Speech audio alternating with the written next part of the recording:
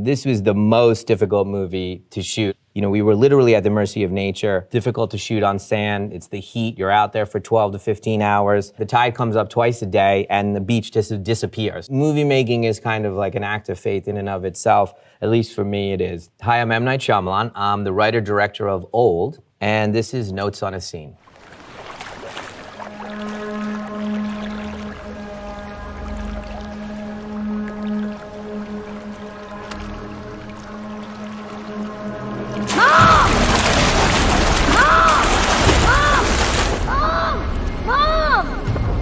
This movie came to me as in an unusual way. It came from my daughters. It was a gift that they gave me, a graphic novel on Father's Day, and I started reading it and it was so cinematic. The basic premise of it was so provocative that I started getting ideas about how to shoot it right away. I was so inspired by the tone of Sandcastle, the graphic novel. It had a kind of a mystery, but like a little wit to it, Twilight Zone, Black Mirror quality as I was reading it. And I could feel kind of that angle, and I've been enjoying taking that kind of irreverent angle on subjects recently. The sequence that I wanted to show you guys is early on the beach. It's at the tail of everybody still having fun, right at that nexus moment when the darkness starts to happen on the beach. Why I chose it, it has a bunch of cinematic languages that were important to me, so I thought that it would be a cool one to talk about, just to see kind of the seeds of the languages that are throughout the film. As I'm looking at kind of this frozen image here of Trent here as a child, this first thing that you're gonna see here is a language that is borrowed from what some people call Australian New Wave, which was like movies like Picnic and Hanging Rock and Walkabout. And what we were trying to do with the language was use the cinema verite Australian New Wave language of movement and zooms, almost like it's random and it's fluctuating and alive, a sense that the kids are in kind of in the present. And so you'll see through the movie, when you see this language, people are kind of becoming in the present and they're not really thinking about time. They're almost kind of timeless. And so that's what this particular sequence is.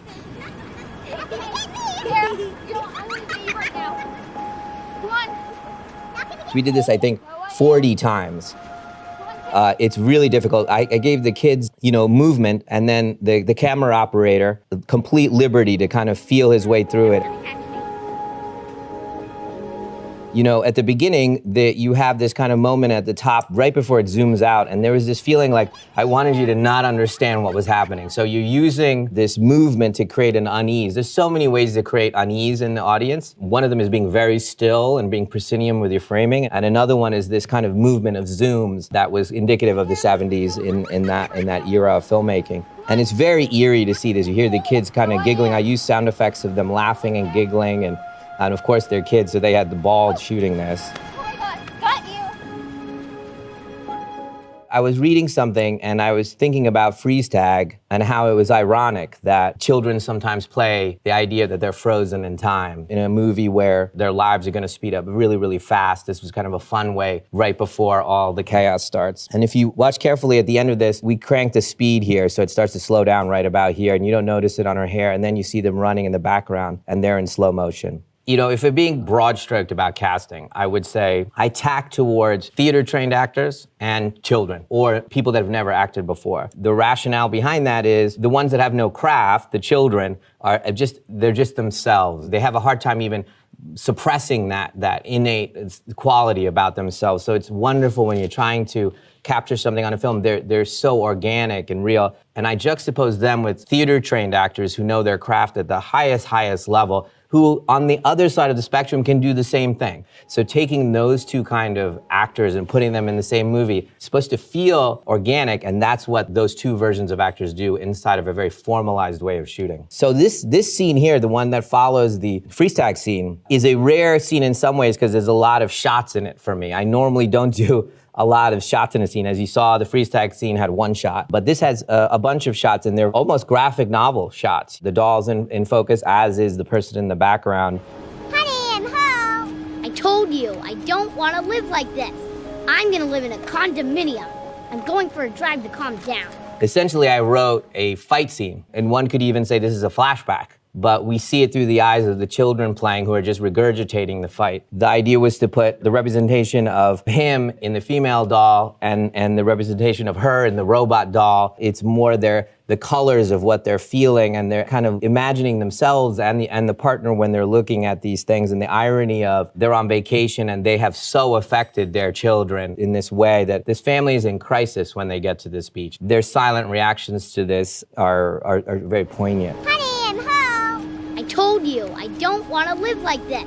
I'm gonna live in a condominium. By looking at the dolls, they're looking at each other, so it's a wonderful way for them to be looking at each other without looking at each other. She can be hurt, but if she was staring at her husband who she's having trouble with, she wouldn't be that open about how hurt she is, or sad, or having empathy for him. She wouldn't be able to use those colors if she was looking right at her husband, but she's looking at a representation of themselves in this. This was a beautiful way to make paintings that juxtapose against each other, but it worked out, and even the prop department and I finding these kind of fantasy element dolls added a really nice touch, because it's so much armor and so much fantasy on these two that it's not one-to-one. I'm going for a drive to calm down. I'm really, really hungry. Me too, my stomach's growling. Me too.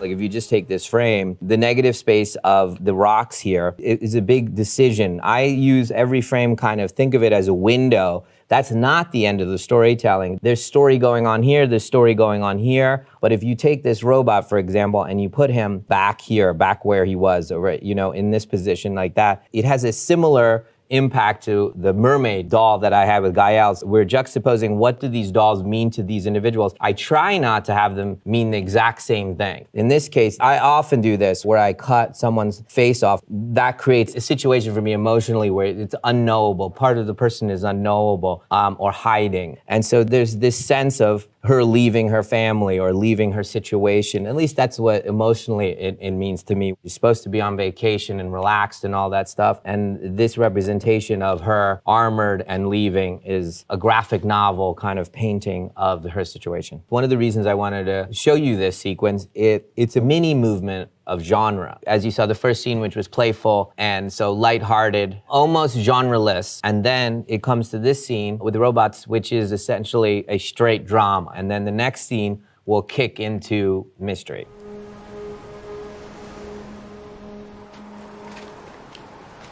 You know, I'm very interested in using hands and feet and insinuations of people's emotions. I often tell the actors, you think the thoughts and we will imagine the rest. And when I talk to people about movies, they'll imagine that this was a close-up. Yeah, where's the close-up of the kids' faces at the sand berm? You had it in there. And no, there was none. You imagine, you did that storytelling. I really enjoy when you make it incomplete and you have to participate in the painting. And this would be an example of that, this berm, and you start to pull all these pieces out. Whoa!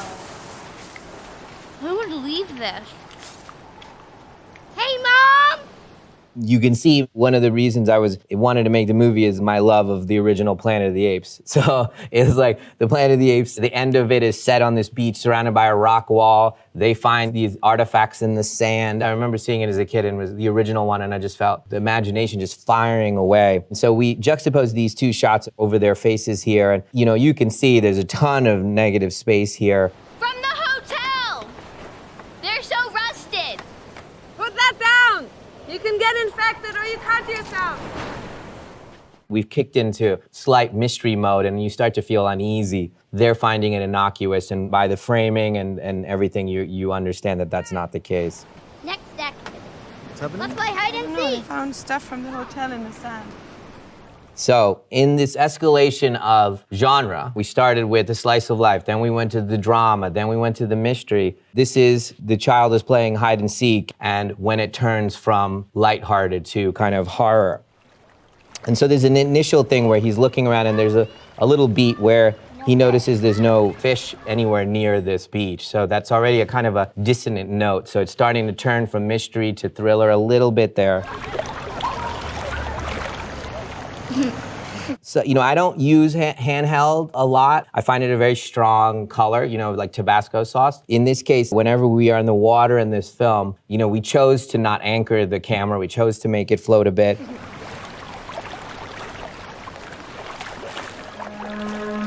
And then behind him comes this floating body. And for me, how to make something disturbing or uneasy is like that you're ahead of the character or you realize it at the moment of the character. Those are important decisions. In this one where a child is unaware and then this movement of something threatening coming towards him from the back, as you're ahead of him, it's really disturbing. And then here to kind of quietly have her arm go around him like seaweed.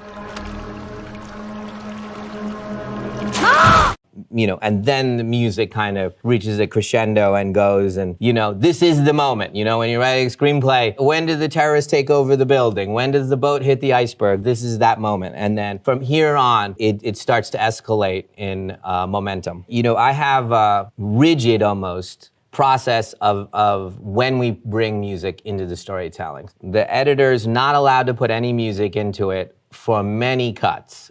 We do not look for help from our partners in music until the movie is singing in its own way, has its own cadence and movement. Now, philosophically, music is so strong a color in the storytelling that I'm very careful with how we use it. I want it to be distinct. Sometimes I want it on top of the movie, like in Signs, and sometimes it's atmospheric. So with the composer, who's Trevor, his name's Trevor, we talked about using primal sounds. We were inspired by the Planet of the Apes score, that conch shell kind of sound that they had. What was our version of the primal music? And this is the first beat of that mystery. We went from that handheld kind of rare moment where I'm using kind of choppy editing to create a visceralness for me, and then to this big vista of huge negative space here with our rock wall and our tiny family here as they hear their son screaming. Normally, there's been a one-to-one with kind of suspense and claustrophobia in a kind of a contained atmosphere in one of my movies, the basement in Signs, or the room they're being held in Split. In this case, this is a big beach. It's 1.25 miles long. How does one make that feel claustrophobic? But this idea of having the rocks be dominant in these frames here is imposing. They feel that the characters feel small and vulnerable. It implies a sense of how do we get out of here if something were to go wrong. One of the things that I think is a lost art in modern day cinema, and that I'm trying to learn and trying to get better at, is blocking. Where are the characters? How do they move in the frame in relation to the camera? The reason that's gone away a little bit is we kind of make movies in the editing room now. We get tons of footage, and then we just make a version of the scene in the editing room. In the old days, you had a dolly, you didn't have any computers, you were shooting it on film. You would figure out, okay, you come here, you grab your dress, then he comes forward, then he takes the wine. And so there's always this conversation of where you are in the frame. And so blocking for me is a critical part of storytelling. So when I drew this kind of that kind of slightly canted and lower as the family members pop up into frame as they know something's wrong, and in different depths of field there. Depth of field means where is the focus? And then this family who you see in the distance here, they're not really connected to our main family, but soon to be very tied to them. You want to say, what is their emotional connection to the child screaming? So I wouldn't do a close-up of them here. Someone else's child screaming in the distance isn't as personal to them. So this is a wider feeling of their emotion. This is what they're feeling. They're interested, they're disturbed a little bit. If someone needs help, they look. But it's meant to convey that they don't have the same emotions as these guys. This is their child's voice in the air. And this is just a stranger's child. And this kind of meeting in the middle of the mother and the child, he's pointing off camera the whole time, is the last image of this sequence that I wanted to show you, because it keeps escalating after that in terms of intensity. This was a really interesting movie for me, because normally I pick someone's point of view and tell you through the whole movie, but this is a group feeling. This is a group feeling, and soon everyone will be at the same place of what the hell is going on this beach. The movies that I try to make are dealing with something I'm struggling with or something I'm scared about, and Old is definitely about this moment where I'm like seeing my kids grow up and I'm seeing my parents get older in a way that's frightening, and I'm fully aware that this moment today my kids will not look like this very soon, and my parents won't be like that very soon. I'm fully aware of how fast everything is moving. So it's a scary moment, and I think that the movie represents that fear for me, that this is just today, that they're going to, these people that I love so much are going to be like this just today. And I think the characters in the movie get to a place that I aspire to get to, which is I'm okay. I'm okay being right here, right now. And those characters that don't come to that notion of it's okay to be right here, right now, don't think about what you lost and don't think about what's gonna happen.